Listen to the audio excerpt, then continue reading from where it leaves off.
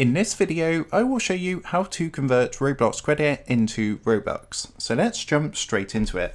Now, if you've purchased a Roblox gift card and you've redeemed this, but you've not actually seen it being converted to Robux, then there is something you need to do. So for example, if I open up the Roblox app on my device, and normally what you would do is come up to the top right hand corner and press onto this gold little icon to come into your Robux. So you can see currently it says my balance at the very top is 0 Robux. Now if you've gone ahead and redeemed your gift card and this is the case for you, it's not converted it into Robux, then this is going to be available as a credit. So in order to actually convert this into Robux, what you want to do is open up a new mobile browser on your device. So if you're on Android, that's going to be Chrome, or Safari if you're on iPhone. And what you want to do is come across to the following website, which is roblox.com/redeem.